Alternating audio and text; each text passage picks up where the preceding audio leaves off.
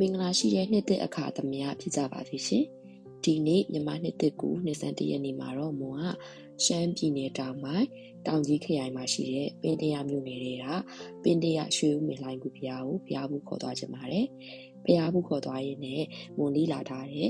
ဒီဘုရားသမိုင်းလေးကိုလည်းပြောပြပေးခြင်းနေပေါ့နော်။ဆိုတော့ပင်တရရွှေဦးမင်လှိုင်ကူဘုရားမှာဂူ၃လုံးရှိပြီးတော့အရှိတ်အပေါက်ကနေပြီးတော့ဝင်ရောက်ရတဲ့ဂူတွေပဲဖြစ်ကြပါတယ်။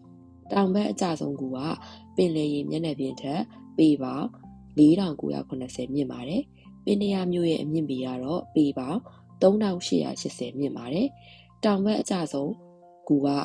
အရှိတ်တန်ပြသက်ကတစ်စင်းလှေကားတစ်တရားတစ်ထစ်ကိုတက်ပြီးတော့ဝင်လိုက်မယ်ဆိုရင်တော့တပ်ပယ်လာစွာတဲ့ဖျားရှင်ကိုဘွားတော်ရုပ်ဘွားတော်စင်းနုတော်တွေအများပြားကိုဖူးမြော်နိုင်မှာပဲဖြစ်ပါတယ်။ညံတော်အမြင့်အတောင်85ပေရှိတဲ့ရွှေဦးမြင့်စီတော်ကိုတော့ဂူအဝင်ဝရဲ့ဘဲဘက်ချမ်းခက်ကြမှာဖူးမြော်နိုင်ပါတယ်။ယုံကြည်မှုသမိုင်းရတော့ဒီစီဒီကိုအာသောကမင်းကတည်ထားခဲ့ပြီးတော့အလောင်းစီသူမင်းကပြုပြင်ခဲ့တယ်လို့ဆိုပါတယ်။ဂူအဝင်ကနေလှိုင်ကောင်မြောက်ဘက်အစုံအထိ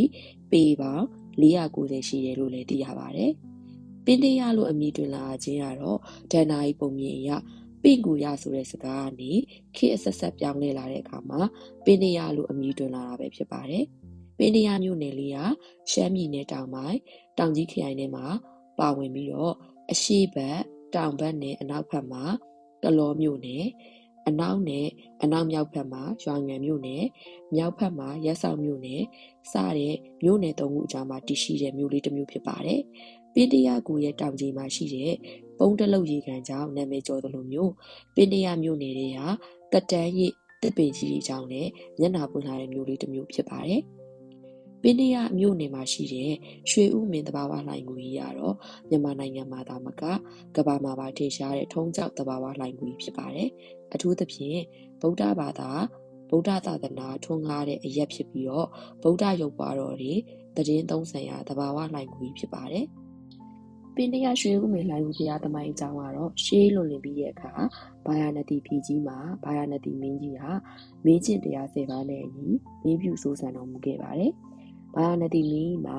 ရုပ်စင်းအင်္ဂါချောမောလှပခံရတဲ့ကုံမာဘယမင်းသားဆိုတဲ့သားတော်တစ်ပါးရှိပါတယ်။ဒီမင်းသားကိုနန်းတွင်းသူတွေအကုန်လုံးကြိုက်နှစ်သက်ကြပြီးတော့ဒီမင်းသားကမင်းသားတို့တက်အပ်တဲ့ဓာခုတ်လှန်ထိုးစင်စီမြင်းစီဒါတွေကိုအထူးတက်မြောက်ပြီးတော့အထူးသဖြင့်လေးမြအတက်မှာတစ်ဖက်ကခတ်တက်မြောက်တဲ့မင်းသားတစ်ပါးဖြစ်ပါတယ်။ဒီနေ့မှာတော့ဖခင်ကြီးတော်နဲ့မေတော်တို့က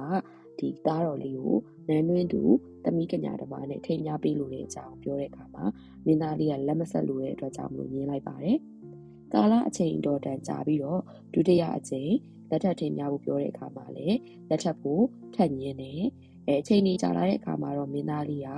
ဖခင်ကြီးတော်နဲ့မေတော်ဘုရားရဲ့စကားကို2ကြိမ်လောက်ရင်းပယ်ပြီးတဲ့အခါမှာ3ကြိမ်လောက်ရင်းမယ်ဆိုရင်ခက်ရချီတော့မယ်။တထုံပြည့်ရှင်မင်းတရားကြီးရဲ့သမီးတော်ဟာကောင်းခြင်း9ပြာနဲ့ပြည့်စုံတယ်လို့ကြားသိရတယ်။ဒီစကားမှန်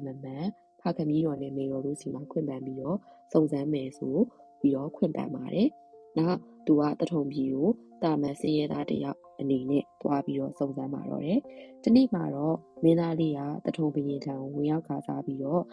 ဘုရားချီငံနဲ့စကားနဲ့ဒီနန်းတွင်းမှာအမှုထမ်းမှုအတွက်ရှောက်တင်ပါတယ်။ဒီအခါမှာရုပ်ရည်သွင်းပြင်းတင့်တယ်ပြီးတော့လိမ္မာပါနဲ့တဲ့မင်းသားကိုတထုံဘရင်မင်းကနန်းတွင်းမှာအမှုထမ်းမှုအတွက်ခွင့်ပြုလိုက်ပါတယ်။နန်းတွင်းမှာအမှုထမ်းခွင့်ရတဲ့အခါမှာ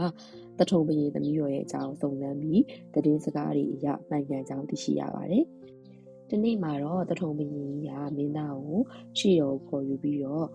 အတင်ကစင်းရဲပင်မဲ့ရုပ်ရည်တင့်တယ်စကားအရာမှလည်းလိမ္မာတတ်ကျွမ်းတယ်မင်းခမ်းမင်းသားတို့လည်းနားလေတယ်စင်းရဲသားတို့မျိုးနွယ်ဟုတ်မယ်မထင်ဘူးမှန်ရကိုရှောက်တင်တော်ဦးတင်ပါလို့ပြောတဲ့အခါမှာတော့မင်းသားလေးကသူ့ရဲ့ဖြစ်ရမှန်ဒီအကုန်လုံးပြောပြလိုက်ပါတယ်ဒီလိုမျိုးသိသွားတဲ့အခါမှာဒီတထုံဘရင်ကမင်းသားလေးတို့ကိုစိတ်မကောင်းဖြစ်သွားခဲ့တယ်နောက်ပိုင်းမှာတော့မင်းသားလေးကိုနှစ်သက်သဘောကျပြီးတော့သူ့ရဲ့သမီးတော်နဲ့လက်ထပ်ထိမ်းများပြီးတော့အဆောင်ရောက်နေလဲချီးမြှင့်ပြီးတော့အနှင်းလိုက်ပါတယ်ဒါပေမဲ့အချိန်ကြီးကြာလာတဲ့အခါမှာတော့ဒီမင်းသားလေးဟာတထုံမင်းသမီးနဲ့တားတော်တစ်ပါးရရှိခဲ့တယ်နောက်ပြီးတဲ့အခါမှာတော့တထုံကြီးမှာသူကမပြောမမွေ့ဖြစ်လာတယ်ပေါ့နော်အဲ့ဒီအချိန်မှာအကြံတစ်ခုရပြီးတော့မင်းသမီးလေးထံကို သူ့ရဲ့ဖခင်ကြီးတော်နဲ့မေတော်တွေကိုရှိကိုမရောက်တာကြတဲ့အတွက်ကြောင့်မို့လို့သူသွားမယ်ဒါပေမဲ့မင်းသမီးလေးကိုခေါ်သွားဖို့ရမှာတားတော်လေးဖွားမြင်ပြီးတာဖြစ်တဲ့အတွက်ကြောင့်မို့လို့သွေးသားနှုတ်နေတဲ့အတွက်ကြောင့်မလိုက်ပါနဲ့သူ့နောက်ထဲသွားမယ်ဆိုပြီးတော့မင်းသမီးလေးစီမှာခွင့်ပန်လိုက်ပါတယ်မင်းသမီးလေးကလည်းအချိန်ကြာမနေဘူးပြောပြီးတော့မင်းသားလေးကိုတယောက်တည်းလွှတ်လိုက်တယ်ဒီမင်းသားလေးကလက်ဆွဲတော်လေးနဲ့မြောက်ယူဆောင်ပြီးတော့တထုံပြားနေပြီးတော့သူ့ရဲ့နေပြည်တော်စီကိုထွက်ခွာသွားပါတယ်သူ့ရဲ့နေပြည်တော်ကိုမရောက်သေးတဲ့အချိန်လမ်းတစ်ဝက်မှာပဲငကပတ်တောင်ကိုရောက်တယ်ပေါ့နော်ဒီငကပတ်တောင်မှာတီလာသမားတွေနဲ့ပြည်စုံတဲ့ယသိတစ်ပါးသတင်းသုံးနေပါတယ်ဒီအရှင်ယသိနဲ့မနီမဝေးမှာတော့နဂါးတကောင်ကကုန်းခေါင်မှာဂလုံရံကိုကြောက်ပဲနဲ့ရဲဝံ့စွာနေတာကိုတွေ့ရှိရတယ်။ဒီနေ့မှာတော့ဂလုံတကောင်ကဒီနဂါးကိုမြင်ပြီးတော့စားလို့ရတဲ့အတွက်ကြောင့်မလို့ကောင်းကင်ကဆင်းပြီးတော့တုတ်ထိုးတယ်ပေါ့နော်။ဒီအချိန်မှာနဂါးကမပါလာခဲ့ဘူး။ဆိုတော့ဦးကောင်းကိုခြိထိုးတော့လည်းမရဘူး။ခါကနေပြီးတော့ထိုးတုတ်တော့လည်းမနိုင်ဘူး။ဆိုတော့ဂလုံမင်းကနဂါးကိုဘယ်လိုမျိုးစားဖို့ကြံစီရမယ်ဆိုပြီးတော့တွေးတဲ့အခါမှာဒီနဂါးစီမှာထူးဆန်းပေါ်ရတခုရှိမယ်လို့သူကထင်လိုက်တယ်ဆိုတော့ဒီအကြောင်းအရာကိုသူကသိကျင်တဲ့အတွက်ကြောင့်မလို့လူရောင်ဖန်ဆင်းပြီးတော့အရှင်ယသိထံကိုချင်းကပ်ပြီးတော့မေးမြန်းပါတယ်ဒီလိုအချိန်မှာသူကသိခဲ့ရလဲဆိုတော့နဂါးကြီးမှာပဒမြမျက်ရှင်ကိုငုံထားတယ်ဆိုတော့ဒီပဒမြမျက်ရှင်ကြောင့်မလို့ဘလို့ကလုံးပဲဖြစ်ဖြစ်ထိုးတုပ်ပြီးတော့သူ့ကိုနိုင်ဖို့မရှိဘူးပေါ့နော်တခုရှိတာကအမီးဖျားကနေထိုးတုပ်ပြီးတော့ဦးကောင်းကိုစောက်ထိုးထားမယ်ဆိုရင်တော့ပဒမြမျက်ရှင်ထွက်လာပြီးရင်ဒီနဂါးကိုရလိုက်မယ်ဆိုပြီးတော့ယတိကြီးကပြောပြလိုက်တယ်ဒီအချိန်မှာတော့ဂလုံကအကြောင်းအရာတွေကိုသိရှိပြီးနဂါးကိုအမီးဖျားထိုးတုပ်ပြီးတော့ပဒမြမျက်ရှင်ထွက်ကြသွားနဂါးကိုလှုပ်လိုက်တဲ့အတွက်ကြောင့်နဂါးကိုအောင်နိုင်သွားပါတယ်ဒီအချိန်မှာလေးနဲ့မြားကိုကင်ပြီးတော့ခရီးထွက်လာတဲ့မင်းသားကိုမြင်လိုက်တဲ့နဂါးကဒီမင်းသားလေးကိုသူ့ကိုကူညီပေးပါသူကျေးဇူးကျွေးဆက်ပါမယ်ဆိုပြီးတော့တောင်းပန်တယ်ဒီမင်းသားလေးကဂလုံကိုလေးနဲ့ပြစ်ခွင်းလိုက်တဲ့အချိန်မှာတော့နဂါးကအသက်ချမ်းသာရရှိသွားတယ်ဂလုံကတော့မြားတန်ချက်ကြောင့်ကောင်းကင်ကကျလာတယ်ဒီအချိန်မှာသူကခန္ဓာကိုယ်ပေါ့နော်တောင်ဘဝကျလို့ရှိရင်သူ့ရဲ့ခန္ဓာကိုယ်ရရှိပါစေသူသွားတဲ့လမ်းမှာရံမှုနိုင်ပါစေဆိုပြီးတော့ဂလုံကချိန်ဆလိုက်တဲ့အချိန်မှာပြီးတော့အသက်ကွယ်လွန်သွားတယ်ပေါ့နော်ဒီဂလုံကြီးကတည်သွားတယ်ပေါ့လေဆိုတော့ဒီလိုမျိုးချိန်ဆပြီးတော့ဆုံးပါသွားတယ်ဆိုတော့နဂါးလွတ်မြောက်သွားတဲ့အတွက်ကြောင့်မလို့နဂါးကမင်းသားလေးထံကိုလာပြီးတော့ဒီသူ့ရဲ့ကျေးဇူးကြောင့်အသက်ချမ်းသာရရှိပါတယ်ဒါကြောင့်မို့လို့အသင်မင်းသားနောက်တစ်ခါအခွင့်အရေးသူ့မှာပေးဖို့အတွက်အကြောင်းဖန်လာရင်အကူအညီလိုခဲ့တယ်ဆိုရင်ဒီမြေပြင်ကို3ချိန်ပုတ်ပြီးတော့သူ့ကိုခေါ်လိုက်ပါသူချက်ချင်းလာပြီးတော့ကျေးဇူးဆက်ပါမယ်လို့ဒီမင်းသားလေးကိုသူကပြောခဲ့တယ်ဒီလိုကတိပြုခဲ့ပြီးတော့သူ့ရဲ့နေရက်ကိုပြန်သွားပါတယ်ဂလုံကတော့အဲ့ဒီဘဝကွယ်လွန်ပြီးတဲ့အချိန်မှာအနောက်ဘက်အောက်ကမ်းပိုင်းရံမှာရှိတဲ့ဥမေ3ခုတို့ရဲ့အလဲဥမေမှာပင့်ကူကြီးဖြစ်သွားပါတယ်ဆိုတော့ဥမေ3လုံးမှာရှိတဲ့တောင်ရဲ့အရှိတ်ဘက်မှာပျော်ရွှင်ဖွယ်ရာကောင်းတဲ့ပုံတလုံးရေကန်ကြီးရှိတယ်ဆိုတော့ဒီရေကန်ကြီးကိုငွေတောင်ပြည်ကိုအစိုးရရဲ့နတ်မင်းကြီးရဲ့သမီးတော်9ပါးတို့ကဒီလာကစားလေးရှိပါတယ်ဒီနေ့မှာတော့ဒီနတ်သမီး9ပါးတို့ကဒီရေကန်ကြီးမှာပျော်ပျော်ကြီးရေကစားပြီးတော့နောက်မှာအချိန်ကုန်သွားတယ်ပေါ့နော်ဆိုတော့ညနေခင်းအလင်းပြောက်ပြီးတော့မှောင်ရောက်လာတဲ့အခါမှာသူတို့ကတတိရတဲ့အတွက်ကြောင့်မလို့ငွေတောင်ပြည်ပြန်မတက်တော့ဘဲနဲ့တညတာအိတ်ဆက်ဖို့အတွက်တောင်ဘက်အစွန်စွာဥမြင်လိုက်ကိုတွေ့ရှိပြီးတော့ဒီလိုက်ကူထဲမှာတညအိတ်ဆက်ခဲ့တယ်ဆိုတော့အလဲကူမှာအာနေထိုင်တဲ့ပင့်ကူကြီးကမင်းသမီးရဲ့စကားပြောတဲ့ကိုကြားပြီးတဲ့နောက်မှာတောင်ဘက်ကူဝါကိုအလင်းနဲ့ရောက်သွားပြီးတော့ကြီးမားတုတ်ခိုင်တဲ့ပင့်ကူမြင်နေနဲ့လိုင်ကူဝါကိုအထက်ထပ်ပိတ်ဆို့ပြီးတော့အလဲဥမြင်ကိုပြန်သွားပါတယ်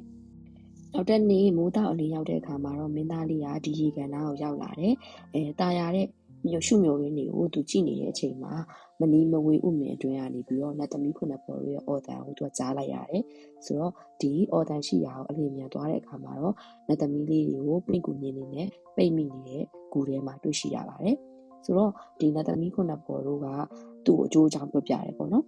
နောက်ပြီးရင်ပြန်မထွက်နိုင်တဲ့အတွက်ကြောင့်မလို့ကဲတင်မယ်ဆိုလို့ရှိရင်သူတို့ရဲ့အထွေးဆုံးညီမလေးရှင်မိရာကိုဒီ ဒီမင်းသားလေးနဲ့လက်ဆက်ပေးမယ်ဆိုပြီးတော့ကတိပေးလိုက်တယ်ဆိုတော့ဒီမင်းသားလေးကပင့်ကူမြင်တွေကိုတေချာကြည့်ပြီးတော့စဉ်းစားတယ်နောက်ဒီပင့်ကူတွေကိုအခုဖြတ်ရမလားမဖြတ်ရလားမဖြတ်လို့ပြီးခင်မှာပဲပင့်ကူရောက်လာတဲ့အခက်တွေ့လိမ့်မယ်ဆိုပြီးတော့ပင့်ကူကိုအရင်ဆုံးရှာဖွေပြီးတော့မှဒီမင်းသမီးလေးတွေကိုကယ်ဖို့အတွက်သူကဆုံးဖြတ်လိုက်တယ်ဆိုတော့မြောက်ဘက်ကိုသွားပြီးတော့ပင့်ကူကြီးနဲ့သူကရင်ဆိုင်ပြီးတော့တိုက်ခိုက်တယ်ပေါ့နော်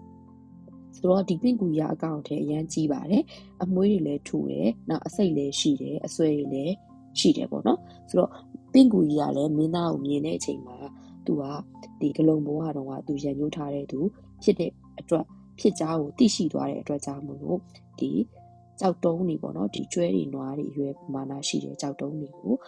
ကန်ကြောက်ချီမွားပြတယ်နောက်ပို့ပြီးတော့ဒေါသထွက်လာပြီးတော့စင်တကောင်လောက်ပမာဏရှိတဲ့ကြောက်တုံးတွေကိုလည်းသူကကန်ကြောက်ပြတယ်ဆိုတော့မင်းသားကပင့်ကူကြီးနဲ့အချင်းချင်းတိုက်ခိုက်ပြီးတဲ့နောက်မှာမြားတစင်းကိုလေးညွန့်တင်ပြီးတော့ဖြစ်ခွင့်လိုက်ပါတယ်ဒီမြားကပဲ့တင်ထပ်ပြီးတော့ပင့်ကူကြီးရဲ့လက်ရင်းကိုစိုက်ဝင်သွားတယ်ဒီအခါမှာတော့ပင့်ကူကြီးကသူကတခြားဂလုံဘွားမှာလည်းဒီလူရဲ့လက်ချက်နဲ့ပဲအသက်သေဆုံးခဲ့ရပြီးတော့အခုပင့်ကူဘွားမှာလည်းသေရအောင်ပဲနောင်ဘွားမှာတော့ဒီလူသွားလျာလမ်းမှာဘလူးဖြစ်ပြီးတော့သူ့ကိုနှိပ်စက်နိုင်ပါစီလို့ကြိတ်ဆိုပြီးတော့အသက်ထွက်သွားပါတယ်ဆိုတော့ဒီမင်းသားလေးကတည်သွားတဲ့ပင့်ကူကိုကြည့်ပြီးတော့ပင့်ကူရပြီပင့်ကူရပြီပင့်ကူရပြီဆိုပြီးသုံးနှိမ်တိုင်းလက်ခမောင်းခတ်ကြုံသွားပြီးတော့ဒီမင်းသားကြုံသွားတဲ့အကြောင်းကိုအစွဲပြုပြီးတော့ဒီအရက်ကိုပင့်ကူရလို့ခေါ်တွင်ပြီးတော့နောက်ကာလယူရလာတဲ့အခါမှာပင့်နေရလို့အမည်တွင်လာတယ်လို့ဒီရာဇဝင်တွေအရသိရှိရပါတယ်အခုမုံပြောခဲ့တဲ့ရာဇဝင်သမိုင်းလေးရတော့ဒီရွှေဥမင်းတဘာဝလှိုင်ကိုပေါ့နော်ဒီပင်းတရဆိုတာဖြစ်လာတဲ့အကြောင်းလေးကိုပင်းတရရွှေဥမင်းလှိုင်ကိုပြရအကြောင်းလေးကိုမွန်လေးလာခဲ့ရတဲ့တော့အားလုံးကိုညပြရပဲဖြစ်ပါတယ်အားလုံးပဲမိမရှိတဲ့နှစ်သစ်လေးရနေစပြီးတော့တစ်နှစ်ပတ်လုံးဘေးရကင်းကွာပြီးတော့ပျော်ရွှင်ချမ်းမြေ့ကြပါစေရှင်